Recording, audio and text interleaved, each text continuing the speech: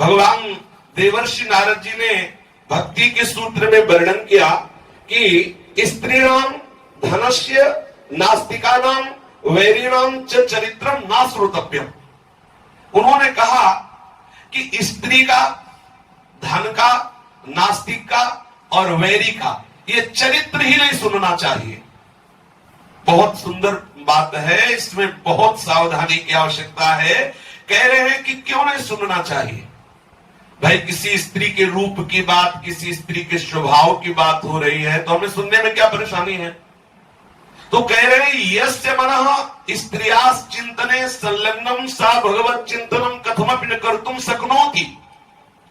जिसका मन स्त्री का चिंतन करने लगा उसकी सामर्थ्य नहीं है कि वो भगवत चिंतन कर सके। बहुत सावधान आचार्यों की वाणी है।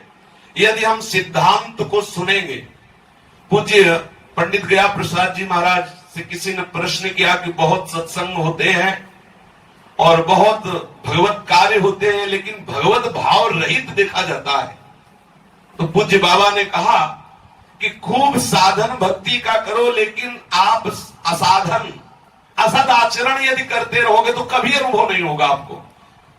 सत्संग करने वाला एकांत में असद आचरण करता है, सत्संग सुनने वाला एकांत में असद आचरण करता है, बाहरी साधन भक्ति का और आंतरिक एकांत में उसके असद आचरण बिल्कुल अनुभव नहीं होगा। सावधान रहे, व्यवहार में भले त्रुटि हो जाए लेकिन एकांत बहुत पवित्र होना चाहिए। साधक का एकांत पवित्र होना, और हम व्यवहार बहुत शुद्धि से करते हैं।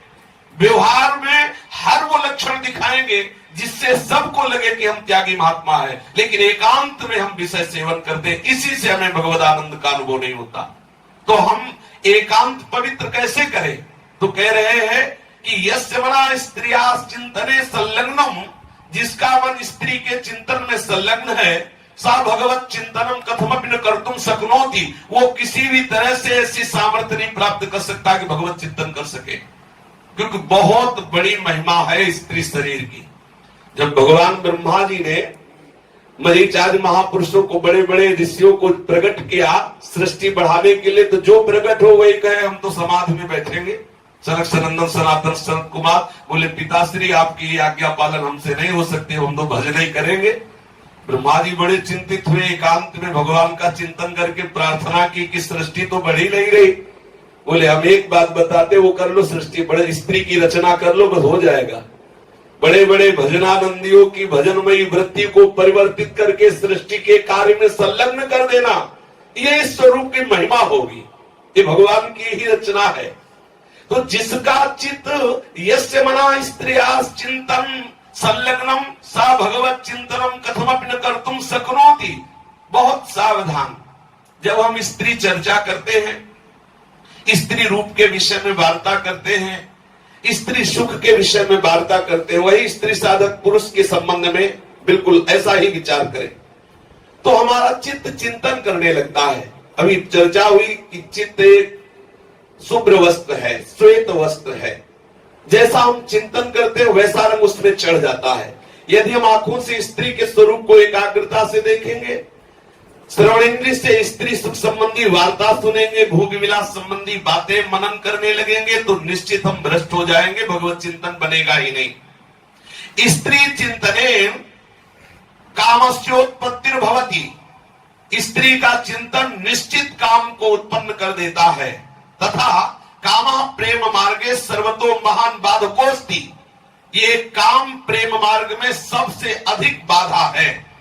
स्त्री संबंधनी नाम वार्ता नाम श्रवणेन पठनेन दर्शनेन चैव स्त्री चिंतनम भवति।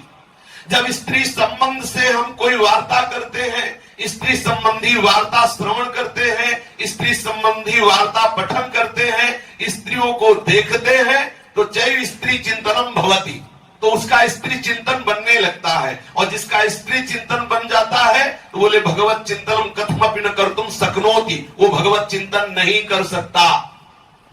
अतः साधकस्येद मुचितम यत्स स्त्री विषयकम वार्तालापम न कुर्यात्। उचित है कि साधक को स्त्री संबंधी वार्ता बिल्कुल नहीं करनी चाहिए। स्त्री संबंधी वार्ताम गानम वा न श्रुणुयात्, स्त्री संबंधी कहीं वार्ता हो रही हो, नहीं सुनना चाहिए। स्त्रियों के द्वारा गान हो रहा हो, नहीं सुनना चाहिए।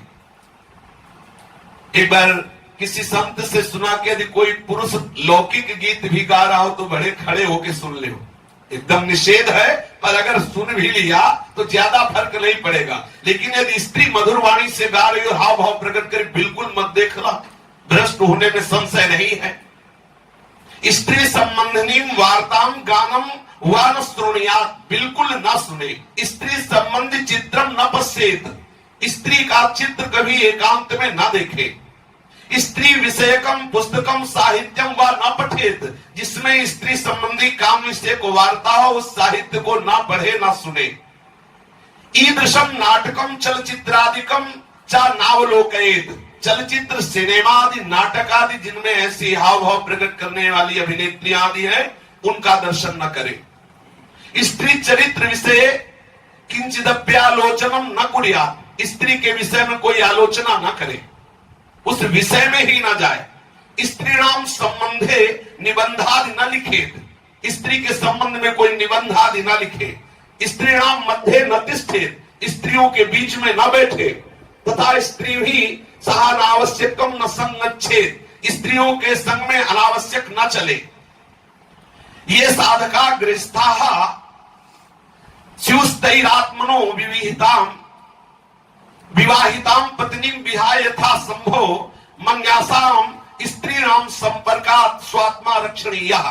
जो साधक गृहस्थ है, स्युस्तैरात्मनो विवाहिताम, वो अपनी विवाहिता पत्नी के सिवा यथा संभव मन्यासाम स्त्रीणाम संपर्कात् स्वात्मा रक्षणीयः, वो अपनी रक्षा करे कि किसी अन्य स्त्रियों से किसी भी तरह का संपर्क न करे। जो विरक्त साधक है वो संपूर्ण स्त्रियों से, जो गृहस्थ साधक है अपनी विवाहिता पत्नी के अलावा किसी से एकांत में न मिले, किसी से हंसी मजाक या आदि आदि। स्त्री संबंधिन्याम चर्चायाम प्रवृत्तिस्तस्या श्रवणम अथवा स्त्रीणाम चित्रादि दर्शनम तु सर्वेषामेव हानिकारकमस्ति। स्त्री संबंधी चर्चा, स्त्री संबंधी कथन चर्चा करना या श्रवण करना या चित्र दर्शन करना, ये सब साधक के नाश का कारण है। न तथास्य भवेन्मोहो बंधश्चान्य प्रसंगतः योषित संगाद यथा पुंसो यथा तत्संग संगतः। स्त्रीणाम तथा स्त्री संगीनाम संगान मनुष्यस्य यथा मोहो बंधनम च प्राप्ते भवतस्तथा नान्येषाम केषामपि संगात। कह रहे हैं कि स्त्रियों के संग से और स्त्री संगी कामी पुरुषों के संग से जैसा मोह होता है, जैसा बंधन होता है, जैसा अंतःकरण पवित्र होता है, ऐसा किसी के संग से नहीं होता। ये बहुत सावधानी की बात है। स्त्री आसक्ता नाम पुरुषाणाम संगतिर नरक द्वार तया प्रतिपादिता। जो स्त्री या स्त्री आसक्त पुरुष का संग करेगा और निश्चित नरक जाएगा, क्योंकि सीधा नरक का द्वार है। यथा पुरुष स्त्रीणाम संग त्याज्य एवमेव स्त्री भी पुरुषाणाम संगा सर्वथा त्याज्य।